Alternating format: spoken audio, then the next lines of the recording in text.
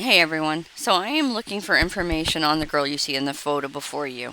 I know her as Christine Kirkpatrick Smith, born October 6, 1978. She has been going around claiming that she is my sister. She has been stealing my identity and pretending to be me in other states.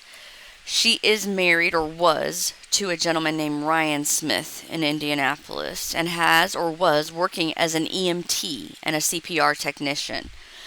This young lady worked for me twice, the first time at Navistar and the second time at a company called Truvant.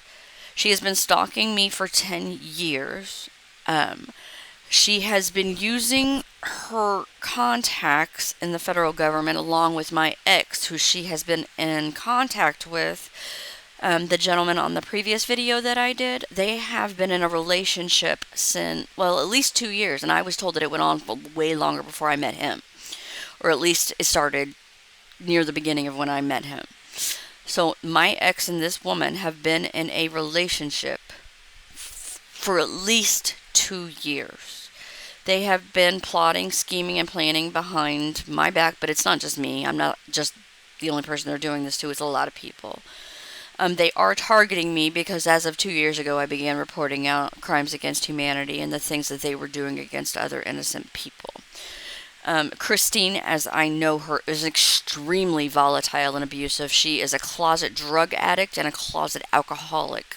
She is very judgmental in personality. Like, she will tell you that you're doing this wrong or that wrong, or she'll pray for you. But behind the scenes, she is doing almost all of it, if not worse.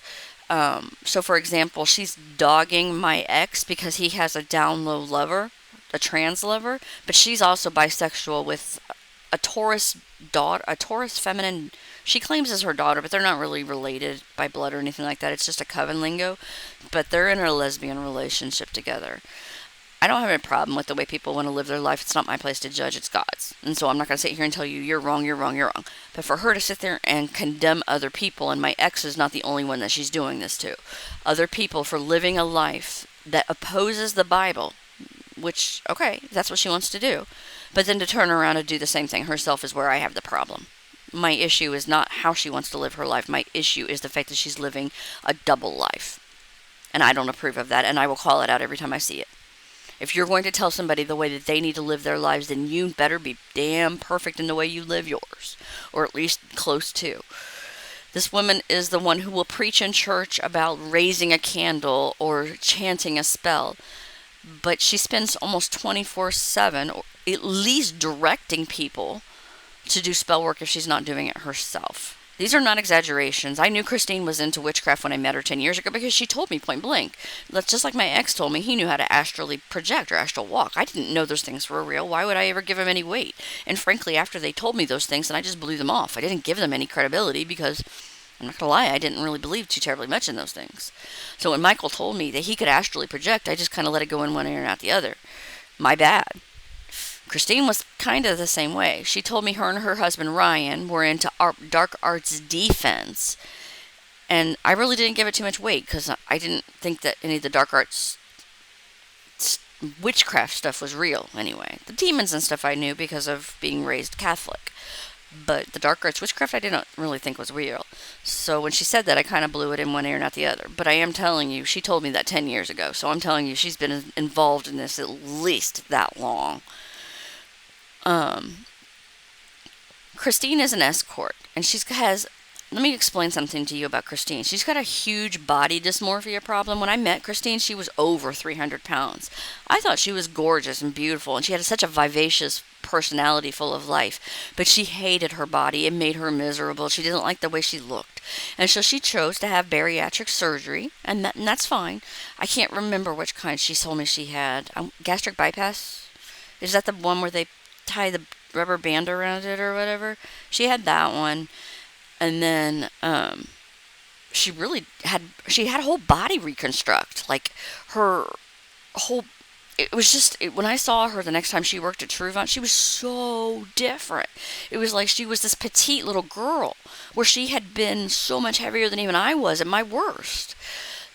And I know that came off wrong and I didn't mean it to. It wasn't like I'm judging her for her weight because I didn't care. Like I said, I thought she was beautiful, but it was just a shock to see her so vastly different than the way that I had known her before. And so I say that to point out that she's always been very miserable in the way that she felt within her own skin. And so she always sought out people who she felt were the popular girls or the pretty girls, and she wanted to be a part of that clique. This is where she and I don't get along because I don't care. I find most of the time people like that are shallow, and I don't want anything to do with them. She thinks that they're the end all be all because 9 out of 10 times in her head, those are the people with money. This is where she and I don't align. Christine went from person to person to person, and agent to agent to agent, trying to get people to do investigations on me. She's paid people to file charges on me. She has paid people to fabricate evidence against me. This girl has been psychotically stalking me for 10 years. Now, you may ask yourself why. There's multiple reasons why, but a lot of it has to do with what I've been reporting out in the last 2 years. Another piece of it for her, sadly, is the fact that she's not spiritually gifted. And that bothers her, and it has bothered her for a very long time. I'm not saying that to be catty. It's not my place, and I don't really give a crap. If she wants to be gifted, if you all want to be gifted, more power to you all. Let's all have fun. Don't care. But the problem comes when you've got a woman like that who takes out her own personal issues on everybody else around her. So now that she's not 300 plus pounds, she has spent the last 2 years dogging me, berating me for my weight, trying to make me hate my body shame me. So apparently anybody who's at a weight that's a higher threshold than hers is stupid or ignorant or a plebe. And that's what she calls us, plebes. If we don't hold up a job the way that she does. Well, she has no business holding that job, to be honest with you, unless she lied to me about her resume. If she lied to me about her resume, there's nothing I can do about that. If she did not lie to me about her resume, the position that she's holding today is a load of horse crap because she has no business or experience to hold a position like that, and I'm sure that her employer can probably tell that after a period of time of her working with them.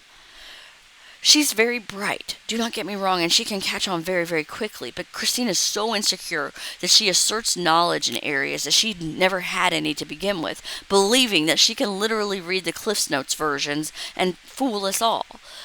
Unfortunately, that worked until it didn't work. And I'm not the type of person, or at least I wasn't, to call somebody out for doing that. And I didn't at Navistar when she did it. But I'm going to now. Not because of the spirituality, I don't care.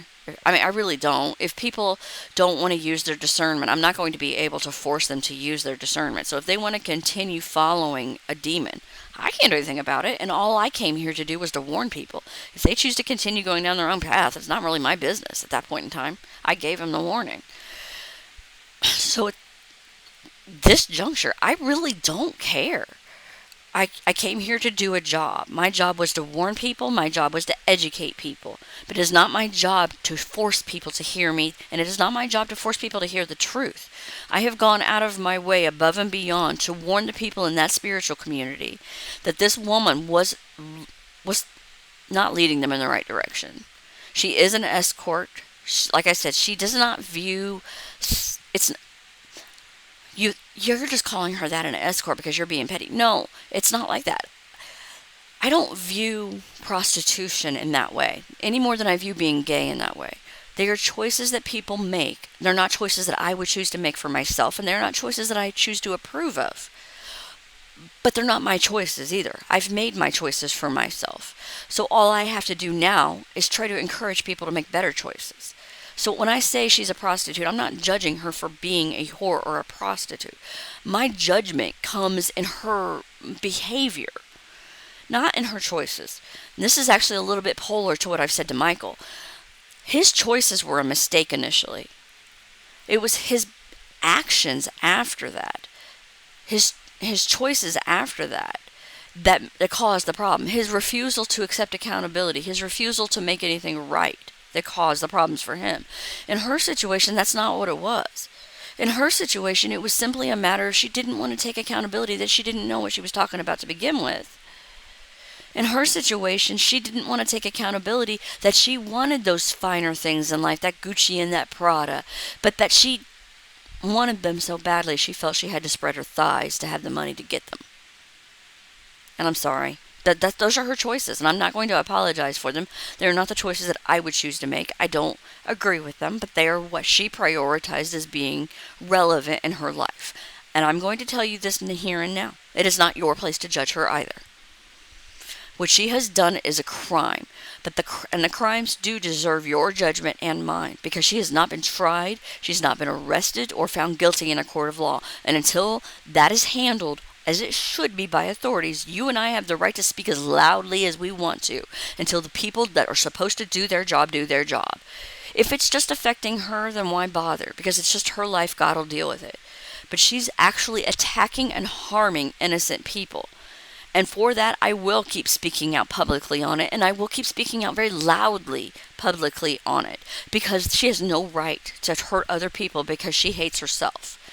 Did Christine have a very strugglesome, listen to my grammar, did she struggle in her childhood? Yeah, she did. Absolutely, hands down did. In fact, that's the thing that she and I connected to together. But the problem is she doesn't have any right, because of that, to abuse other people. If she looks different than that now, to give you a couple of other points of reference, she loves Halloween. Halloween is her favorite holiday, and she loves Game of Thrones. She's very nurturing, over the top kind of nurturing, and sometimes, at least to me, it comes off icky. The polar opposite end of my energy. It comes off, that's all I can say is icky. Toxic, motherly, nurturing, but it's not that good. It's like if a mother was to molest their child. It's that icky kind of, it's a bad, tainted kind of affectionate love. It's not good. It's very, very toxic. And she's very, very abusive with children. Very, very abusive with children, which is something that my ex is very, very aware of when he left his children in her care. A fact that I hope he loses his children for doing, because he knew full well what she was doing and what she was capable of when he did that.